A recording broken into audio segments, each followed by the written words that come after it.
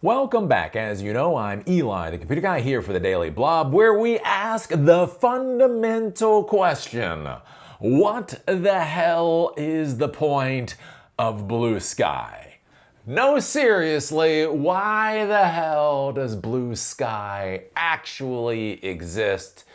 Because I've got to say, I'm not sure I can tell you. So BlueSky is a project that spun out of Twitter a number of years ago, and I thought, oh, for the love of God, I thought this is where they were going to be trying to improve social media to give us old not boomers what the hell we thought we were getting into 15 years ago, right? So one of the things I've talked about for a long time is when Twitter came out and when Facebook came out, when these platforms came out, we thought they were simply the next generation of protocols, right? SMTP, Simple Mail Transfer Protocol, how you send and receive emails. When Facebook came out, it was like, oh, look, this is like SMTP, I think it's like 3.0 or whatever, right? It gives us a way to communicate relatively easily. They are going to build their own servers. Since they have their own infrastructure they have to support, they will put ads beside whatever we're interacting with,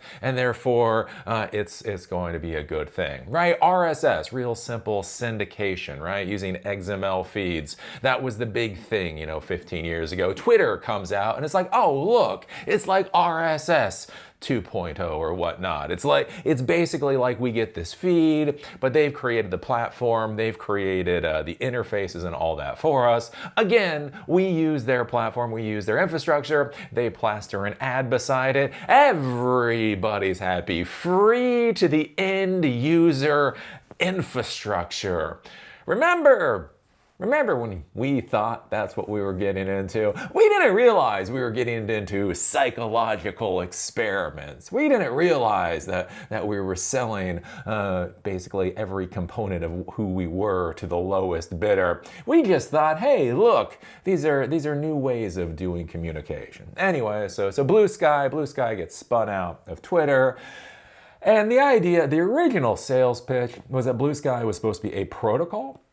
So the idea, and again, so protocols are languages, right? So you'll hear of TCP/IP, you might hear of iSCSI, you'll hear of routing protocols, RIP, and Open Shortest Path First, that type of thing. All a protocol is a language in the computer world. Some of the languages are networking protocols, again, TCP/IP, V4 or V6. Some of them are storage protocols for storing data over a network, so iSCSI. Some of them, are all these different protocols out there. So what we were told by BlueSky is, look, we are going to create a protocol for social media communication, and therefore you get what the hell it is you thought you were getting into 15 years ago. But as they say, it is 2025. So, whatever you thought you were buying into, that is absolutely not what you're getting. So anyways, what's weird for me, right? So I was using BlueSky for a little while. And so you go to Twitter, right? So I do have a Twitter account. I have a crap Twitter account. It's like Bob5466897B. Anyways, I just go over there to see what's on Twitter every once in a while. But anyways, I log in Twitter. I don't really follow anybody on Twitter. I don't do any of that. I just go onto Twitter to look for specific things. Like, people still say a lot of stuff on Twitter, so in order to see the actual post, right, that's why I have the Twitter account. It's like literally just a Twitter account. That's it. Anyways, so I go to Twitter and I log in. I'm not following anybody. I'm not liking anything, any of that kind of crap. And all I get is the red hats. The red hats are screaming that the sky is falling, right? And you get all that red hat stuff. Anyways, right? So I go to BlueSky. It's like, okay, this is supposed to be a better form of communication. Well, I go in there, and the thing is, when I went on there, right, I tried to do an account, and I tried to do it properly. Like, we didn't understand what we were getting into 15 years ago. We just followed people willy-nilly. So I did not do that when I got into BlueSky. When I went onto BlueSky, I followed Engadget, and I followed Ars Technica, and I followed CNET, and I followed all of these tech channels, and some tech companies, and then John Green, John Green was like the only, like, there's like, well, no, there was tech, there was all tech. There was John Green, one John Green, and then there was this one like cute cartoon thing. They just put out cute cartoons that I thought was adorable. And so that's what I was that was what I was following on my BlueSky account. To be clear, just so we understand, right? Oh my God, oh my God. And then all I got on BlueSky was the blue hairs screaming. Just, we will never forget January 6th, and everybody should obviously take 10 shots and the whole 9 yards. And it was weird because I was sitting there and I was looking at Twitter and I was looking at BlueSky. And it was like, oh, what is the difference between these two? This is for the red hats and this is for the blue hairs. That's fine, that's fine. I don't really care if you're a red hat or a blue hair. As I've said, I'm a Buddhist, and at the end of the day, we're all fucking dead anyway, right? I just, for myself, like you do you. You scream in the echo chamber, you want to scream in, that's your business. I, just like a platform, that's SMTP 3.0. That's all I want. That's all I want in life is SMTP 3.0. But anyways, I thought that was interesting, right? And so I was on BlueSky for a little while, and then I literally got off of it because just like I don't want to hear the red hat screaming, I also don't want to hear the blue hairs bitching all the time. And again, these platforms are not for me. What I find interesting though is as we go along, right? The concept of BlueSky is that it's supposed to be a protocol, right? It's supposed to be a social media protocol. And I thought, again, with this whole thing, was the idea of de-amplification. Or not even de-amplification, just not amplifying, right? So one of the big problems you have in the social media world right now is as soon as you click on something, the algorithms are actually incredibly simple. They talk about all this artificial intelligence and how they're collecting all this data on you and all this horse crap. The reality is most of these algorithms seem to simply be triggered off of very basic keywords, right? Keywords or tags. So you click on one thing, like you see something that's interesting, you click on it, and then your feed is full of all of that crap, right? I've talked about that in the past when I was doing more real commentary videos, right? When I was making the real money on YouTube, talking about Fauci.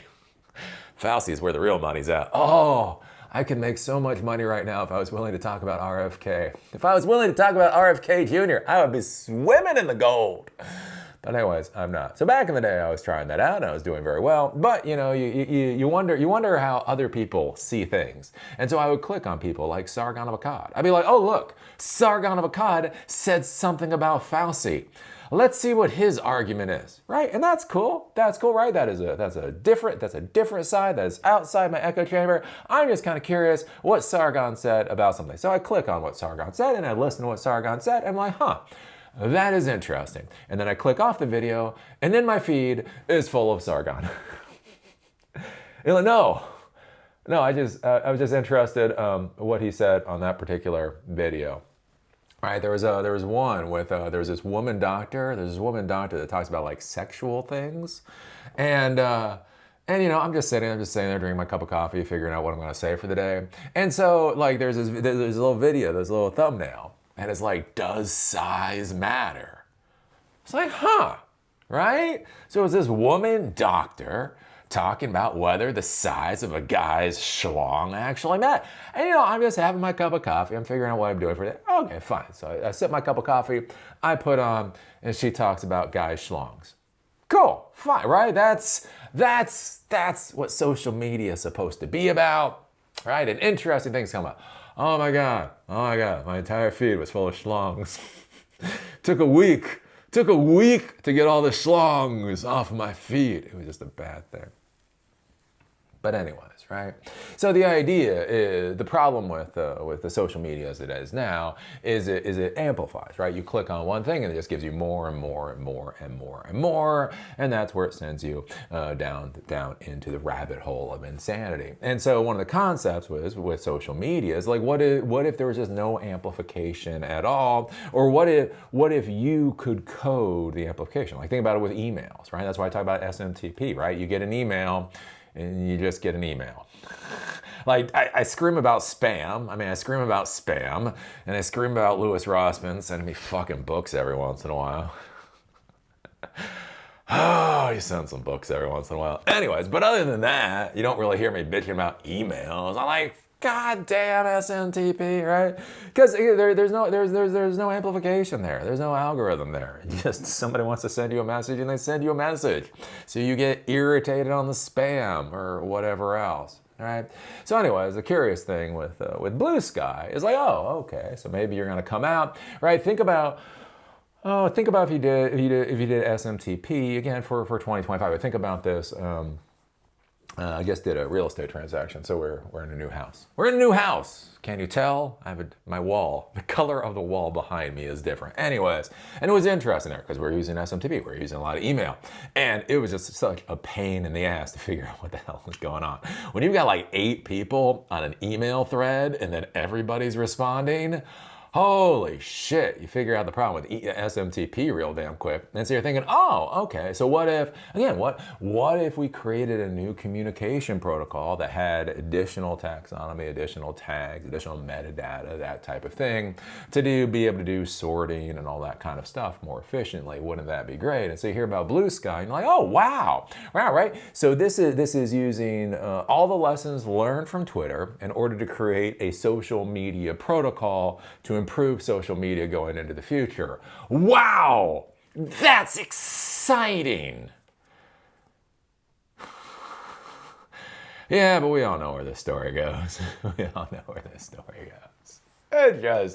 It's 2025, man. It's 2025. Can we just get back to technology? Can we just get back to protocols and technology and letting adults do whatever the fuck it is adults want to do? Can we do that, please? No, of course not. It's 2025. If the masters of the universe can't tell you how to live your life, well, then how are any of us going to survive? So anyways, building, and this is from BlueSky itself, so I found this from TechCrunch, and then we're actually looking at the blog post from BlueSky, building healthier social media, updated guidelines, and new features. Do you know how you build healthier social media? You get rid of the amplification, and then you go the fuck home. Right? You think about that. I was an intern for the House Ways and Means Committee for Maryland back when I was going through college. Right? I spent a semester interning there, and one of the curious things is they were passing a lot of laws that didn't seem like they needed to get passed. Right? Just additional laws, like. There's already laws in the books. Like this is an entirely new law that's incrementally different than the last law. So anyways, I was talking to one of the staffers about it one day, and I said, I don't understand why all these new laws are getting passed, right? It seems like, we got a pretty decent, adequate system right now. I'm not saying no new laws don't need to get passed, but it seems like they're passing far more laws than we actually need in our society. And basically, the person said, well, here's the issue, right? The politicians need to seem like they're doing something, right? If a politician comes in and does the session and doesn't pass any laws, then it doesn't look like they're doing any work. Ergo, they come in to pass laws so that people think they're doing work. And you're like, oh, crap.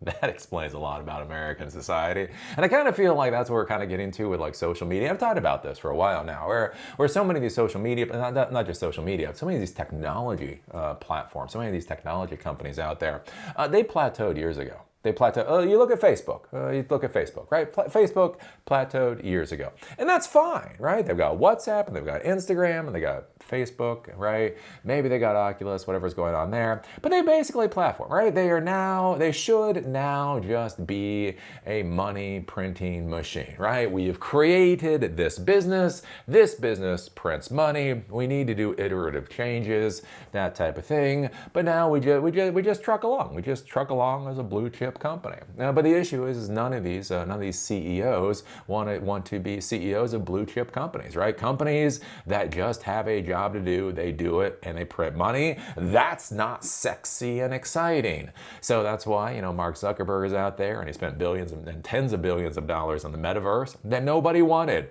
I knew exceedingly few people that gave two shits about the metaverse, frankly, one way or the other, right? And now, right? They need to be a leader in AI. Why do they need to be a leader in AI? In all seriousness, why do they need to be a leader in AI?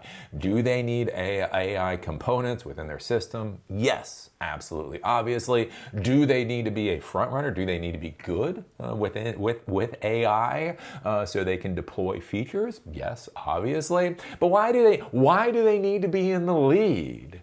Right? Because that's the new cool sexy thing that Mark Zuckerberg wants to run after. Right? So it's like, Elon Musk is doing AI, I've got to do AI too. It's like, no, you don't. No, you don't. Maybe you can just create a decent org structure for your fucking companies. Maybe you can just create a goddamn stable tech stack, right? That's not gonna crash when somebody fucks up BGP, right? Maybe you can just stabilize everything, give people a good work-life balance with decent IRA or 401k plans or whatever else, and just do that for a while. But no, they've always got to do more. And that's what we see here with BlueSky is they've got to do more. Why? Because de-amplification, simply taking amplification out of the equation would be incredibly useful, incredibly valuable, would solve many problems, but that's not building something. Right? You have to prove your value. You have to prove that you're doing something to make you valuable. Ergo, that means you have to build stuff. And to build stuff, then you have to build systems and all this kind of stuff. Anyways, building healthier social media, updated guidelines and new features, right? There's more guidelines for you. If you want freedom of speech, you just have to do it by following all of the rules. You know, as the founding fathers intended. Public discourse on social media has grown toxic and divisive. Again, I find this to be interesting coming from BlueSky, because when I went to BlueSky, it was just full of blue hair trash. Again, Twitter is full of red hat trash, but it was just full of blue hair trash. Traditional social platforms drive polarization and outrage because they feed users content through a single, centralized algorithm that is optimized for ad revenue and engagement. Unlike those platforms, BlueSky is building a social web that empowers people instead of exploiting them. If that was actually truly the case, why was my feed full of blue hair screaming? That was the only difference that I saw between Twitter and BlueSky was the color at the top of the people's heads. That was about it. BlueSky started as a project within Twitter in 2019 to reimagine social from the ground up to be an example of blue sky thinking that could reinvent how social worked. Again, it looks a hell of a lot like Twitter, only the blue hairs are on it. With the goal of building a healthier, less toxic social media ecosystem, we spun out as a public benefit corporation in 2022 to develop technologies for open and decentralized conversation. We built authenticated transfer so Twitter could interoperate with other social platforms, but when Twitter decided not to use it, we built an app to showcase the protocol. So this is the protocol that was created that was supposed to revolutionize social media.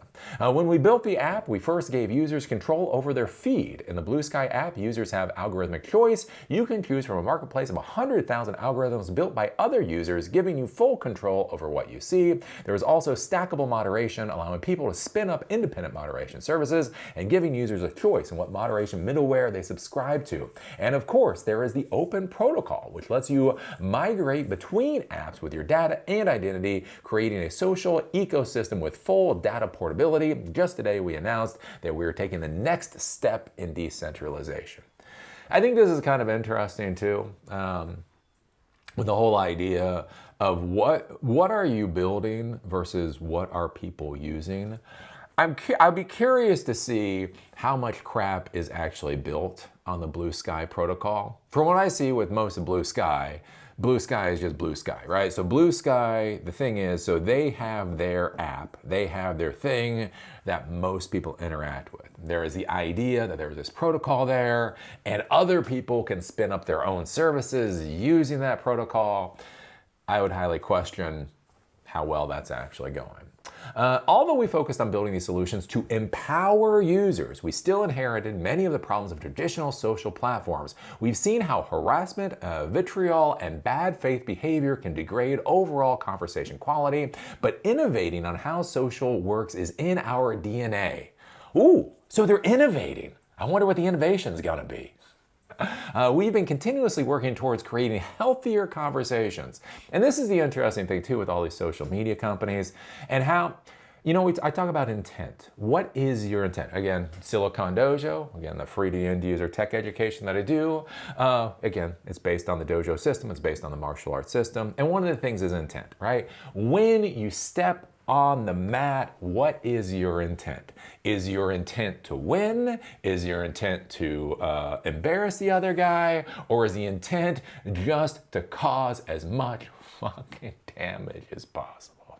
Right? Because that's what you see. You see the people on the mat and they feel really big and they feel like they're really muscular. They're like, yeah, I'm gonna beat the crap out of this guy. And then their guy comes in and just pops him in the nose once. And then you see this big motherfucker all of a sudden turn into a ball. Because all of a sudden he realizes the other person that he's going against, is actually gonna fight back. And he's like, oh, like he doesn't wanna get hurt. I wanna hit the other guy, but I don't wanna get hurt. So as soon as he gets hurt, he turns into a ball. Right? Talk about that with intent though. You have the person that goes in that just wants to hurt somebody. They just want to hurt somebody. They don't care how many punches they take. They don't care how long they're going to be limping afterwards. They're just fucking pissed off. The boss fired him today. The spouse got into an argument. Their kids are on drugs. I just want to hurt somebody today. Let me tell you, you don't want to be on the other side of that mat. You don't want to be on the other side of that mat. Because no matter what punch you throw, no matter what kick you drive home, the motherfucker is still gonna try to kill you, right? Again, that's the whole intent, right? And that's how the interaction is. And so one of the interesting things to be thinking about this with intent is think about this. Continuously working towards creating healthier conversations. Not continuously working towards free speech, not continuously working towards, whatever else, improving the efficiency of communication or whatever else. They are saying we want healthier conversations, right? But if you've read Plato, right, the whole concept of Socratic arguments, when you say healthier, what does that actually mean?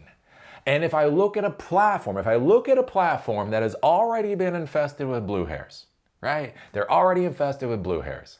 And then you say, from this, I want to create healthier conversations. How does that make me feel any better than Twitter? How does that make me feel any better than Twitter, right? The quote post used to let harassers take a post out of context, so we gave users the ability to disable them. The reply section often filled up with unwanted replies, so we gave users the ability to control their interaction settings. Our upcoming product changes are designed to strengthen the quality of discourse on the network, give communities more customized spaces for conversation, and improve the average user's experience. One of the features we're workshopping is a Zen mode that sets new defaults for how you experience network interact with people. Another is including prompts for how to engage in more constructive conversations. We see this as part of our goal to make social more authentic, informative, and human again. We are going to try to guide you to communicate in the way that we find to be appropriate, which will make it more authentic. Yay! We've also been working on a new version of community guidelines over the 6 months, and in the process of updating them, we've asked for community feedback. We looked at all the feedback you gave and incorporated some of your suggestions into the new version. Most significantly, we added details so everyone understands what we do and do not allow. So again, we're coming back to this whole thing where we heard about protocols, right? This was going to be a protocol for social media, and in their protocol for social media, there's things you can and cannot say. We also better organize the rules by putting them into categories. We chose an approach that respects the human rights and fundamental freedoms outlined in the UN Guiding Principles on Business and Human Rights. The new guidelines take effect on October 15th. I'm sure that's going to make a whole bunch of people in this country happy that are using UN guidelines. In the meantime, we're going to adjust how we enforce our moderation policies to better cultivate a space for healthy conversations. Right? The problem is not the police officers. The problem is not the authority figures that are running amok with too much power over the people. What we need is our police officers to enforce our rules and our authority figures to push down our draconian mandates. Their draconian mandates are bad because they wear red hats. Our draconian mandates are good because our hair is blue. Don't you see the difference in the draconian mandates? Can I just have email? Can I just have an improved version of email? That'd be nice.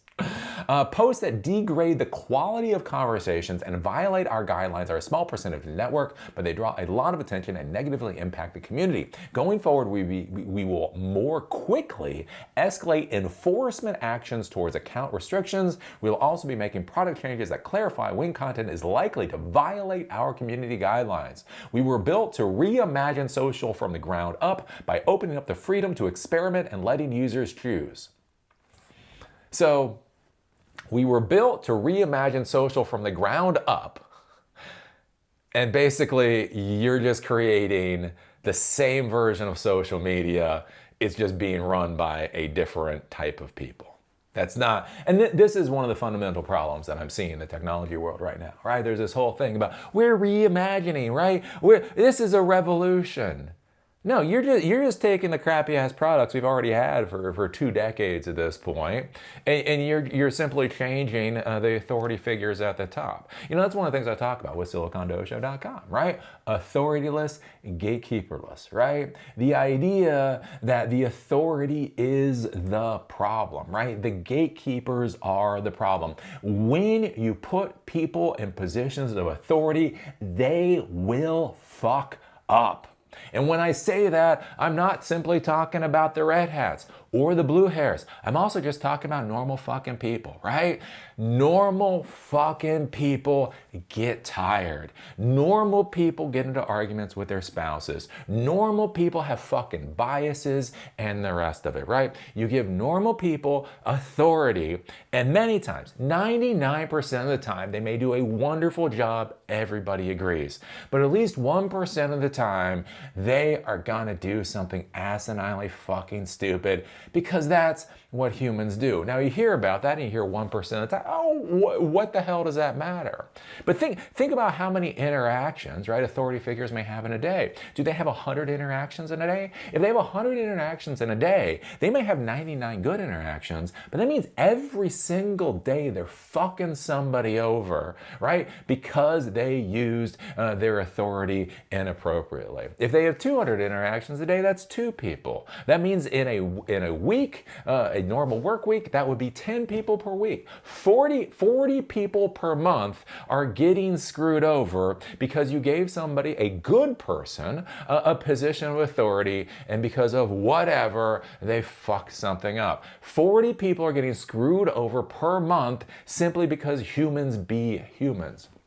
And so I think that's one of the interesting things now we see with so much of the social media and so much of what's currently going on in this whole like speech, world is that they're simply changing the authority system. They're simply changing who's in leadership position. They're simply tweaking the guidelines to be more appropriate towards their view of how humans should interact, instead of simply building systems, right? SMTP has no filtering system fucking built into it. RSS has no filtering system built into it. SIP has no filtering system built into it. TCP/IP, Jesus Christ, that's just fucking, oh. I wish it had some system built into it. That shit's way too fucking open, right? That's a protocol. Right? What these folks are creating is they're just changing things around. It's an interesting thing, the concept between a rebellion and a revolution. A rebellion is simply you want to change who's in a leadership position. More or less, you want the organization to remain the same. You want the society to more or less remain the same. You just feel that the people in the authority positions are incorrect. So you want your people into those authority positions, and you're willing to kill a lot of people to get there, right? That's a rebellion. A revolution is how can we fundamentally do things differently? And what we see is basically these people want a rebellion. They feel that they should be in the leadership positions. The incorrect people are in the leadership positions. They should be in the leadership positions so that they can screw over 40 people per month. And that's, you know, my frustration with this. Today's community guideline updates. In January, we started down the path of updating our rules. Part of that process was to ask for your thoughts on our updated community guidelines. More than 14,000 of you shared feedback, suggestions, and examples of how these rules might affect your communities. One of the interesting things when they go out there and they solicit feedback is you're only going to get feedback from the loudest people. Right? I would not think about giving feedback to BlueSky or any of these platforms. I've got a lot of crap to do in the day. I'm not exactly sure what I would say. So most likely I'm not going to give feedback, right? The people that will give feedback are the loudest motherfuckers, right? The loudest motherfuckers on BlueSky have bright fucking blue mohawk hair. And so one of the issues you get into is like, we collaborated with our users to create these new guidelines. No. You listen to the loudest, most obnoxious users to create these guidelines. It's not the same thing. More than 14,000 of you shared your feedback. We especially heard from community members who shared concerns about how the guidelines could impact creative expression and traditionally marginalized voices. And that's another thing to be thinking about with these guidelines too, with traditionally marginalized voices. What does that mean? If I disagree with a traditionally marginalized voice, do I have to worry that I'm going to get kicked off the platform? Right? If a traditionally marginalized voice puts out a truly horrible fucking argument, am I allowed to say anything about it? Am I allowed to say something different, right? I think about this when I was in the Baltimore startup tech scene. And we had a great team there. We had a great startup team there. Great guys. They were all African Americans from the inner city, and they went through 2 accelerators. I've talked about this before because this is a disaster. Hey, young black people, you know why you're getting screwed so many times? Because people want to pretend they're being good. Anyways, right? Great people, great product. They've been working on it, and then they go through 2 accelerators. All right, they go through an accelerator in Baltimore that's supposed to support the local Baltimore tech community, and then they're so successful with that, they get to go to a second accelerator specifically for marginalized individuals, basically black people, right? So anyways, they go to this accelerator for the black people. So they go through 2 accelerators, right? These were computer science graduates. These were professionals that had built this startup company that then go through two accelerators. Anyways, they come back from the second accelerator. They had gone out west. They came back from the second accelerator, and I was asked to come and do some beta testing on their product, right? And I actually really like their product. I am still a proud supporter of their product. If you know who I'm talking, I'll give you $1,000 to bring your fucking product back. I like the product. Anyways, right? So I was like, okay, I'll go and beta test. And the funny thing was, they had spent time building this thing. They had gone through 2 accelerators, and they come out, and I go to do the beta test, and the product doesn't even work at a beta test level. It's not functional at a beta test level. Like you go to one of the screens, and up in the right-hand corner, it says like $_ like username. Ha! Right? Like you go to click on things and the shit doesn't work. And so they had been through 2 accelerators. They had been working on this project before. They'd been through 2 accelerators, and they have a non-functional it doesn't even pass the like it's not even beta testable, right? And anyways, and so I'm talking with the main guys with it, and they said, well, you know, the accelerators are really good and all that. You know, they changed their name. They realized their original name was too masculine. It pushed away a certain demographic, and so they got a more feminine name. This is a true story, too.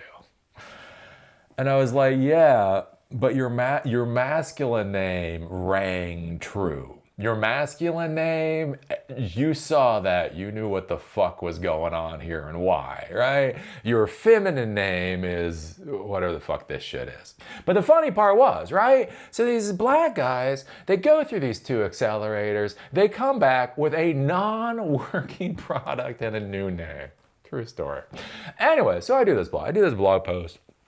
And I'm talking about like the disaster of accelerators and the whole 9 yards. And so the main guy for the startup company actually thought it was interesting, the blog post that I did. And so he wanted to elicit reaction from the wider tech community in Baltimore to see how they felt about what I was saying. And so he posted it and say, look, this is what Eli wrote. I appreciate the feedback and all that kind of stuff. Can I get some stuff from the community?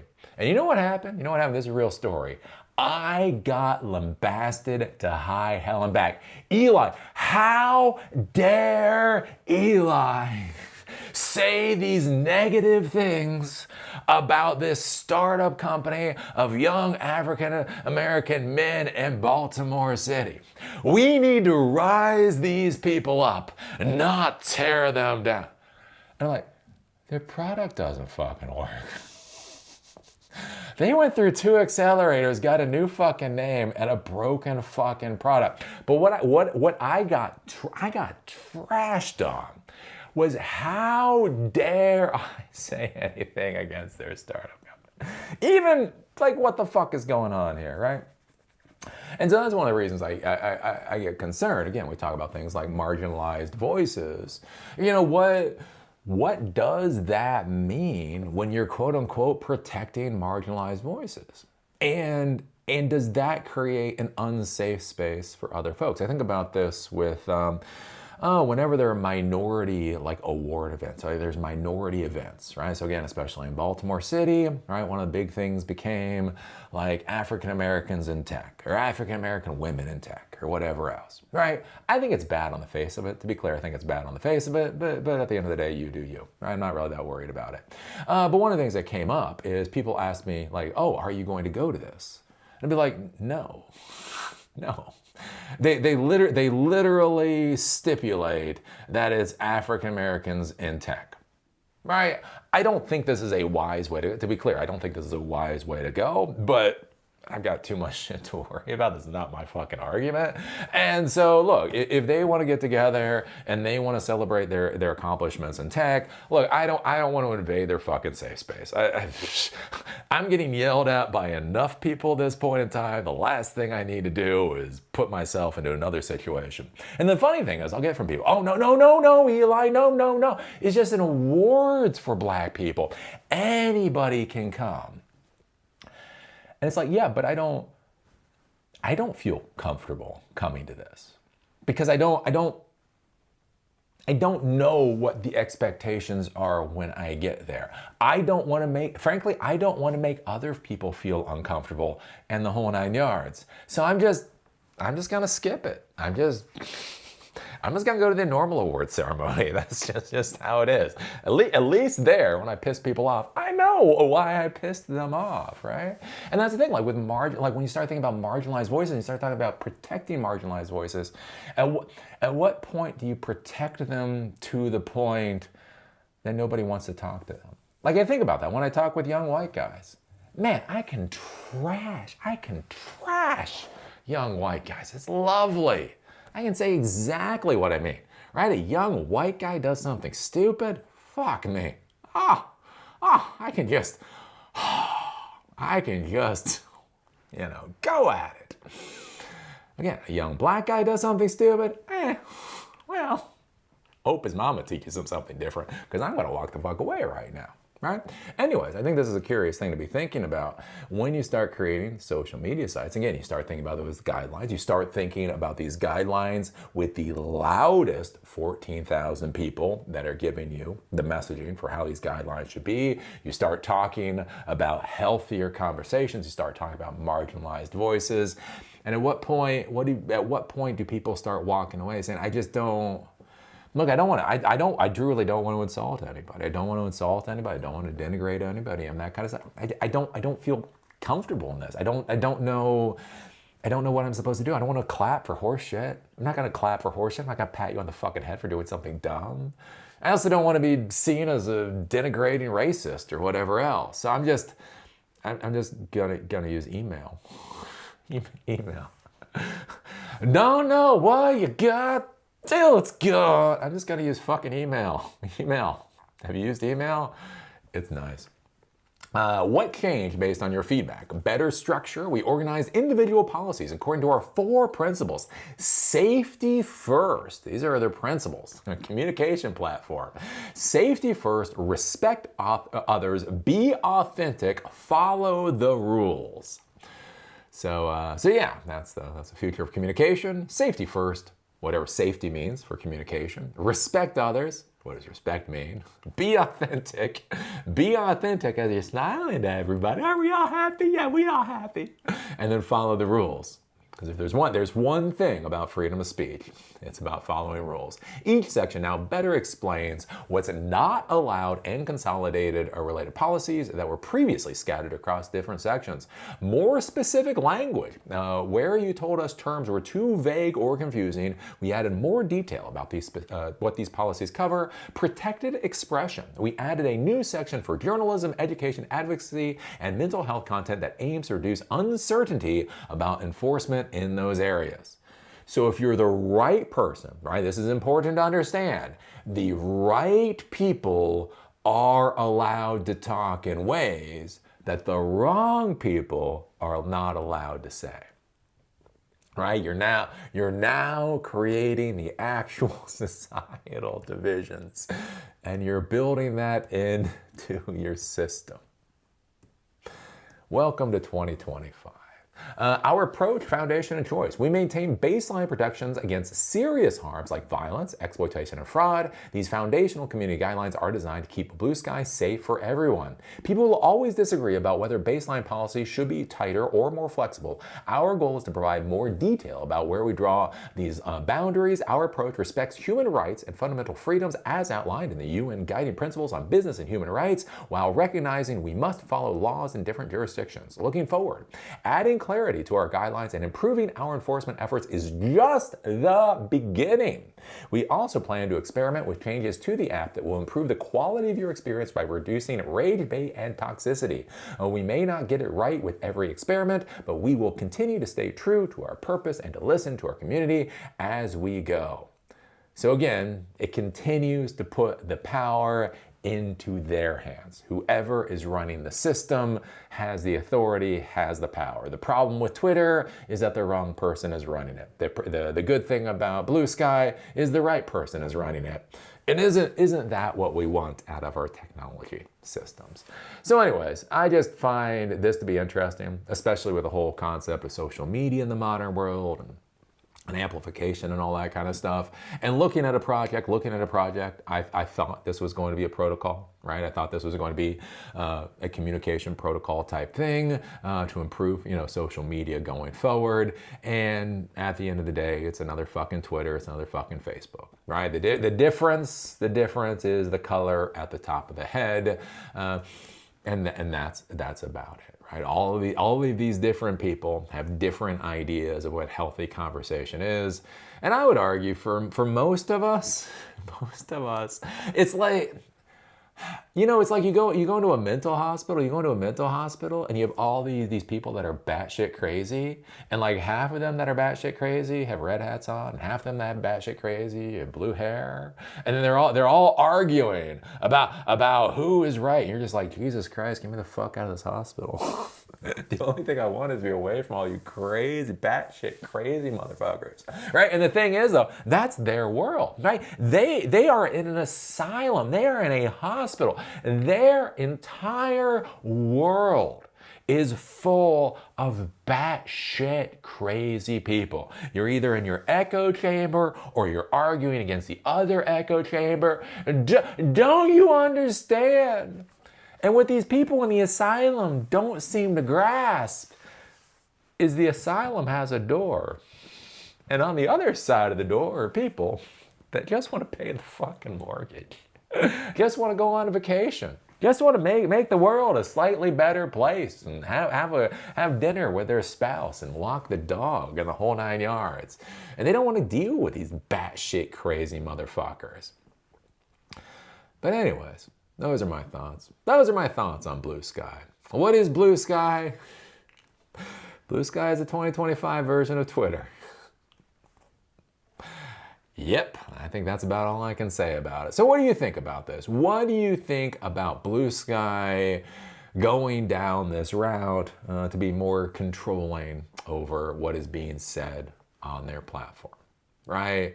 What do you think about this? Have you used BlueSky? Did you find, like me, where basically you tried to follow all tech stuff or all non-political stuff, and all of a sudden your feed was full of, "We will not forget January 6th." Right?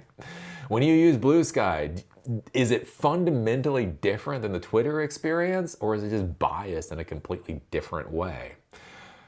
I don't know. Put your thoughts down below. Do you miss the old days? Do you miss 2007 with RSS and SMTP and SIP and all that kind of stuff? FTP, woo woo. I don't know. Put your thoughts down below. If you like these videos, give us a thumbs up. If you hate these videos, give us a thumbs down. Call me amazing. Call me a dumbass. Just do it down in the comment section like a real alpha dog would. Do you remember SiliconDojo.com is back? I guess it never really went away. Anyways, we are having our first class in Durham, North Carolina, open to the public. Basically free class on artificial intelligence, LLMs, OLAMA, that type of thing. That will be coming up in the next couple of weeks. So become a member of SiliconDojo.com if you're interested in that. We also have a fireside chat with the founder of a $2 billion cybersecurity company. That is coming up relatively shortly. So if you're interested in those, join SiliconDojo.com. And with that, see y'all later.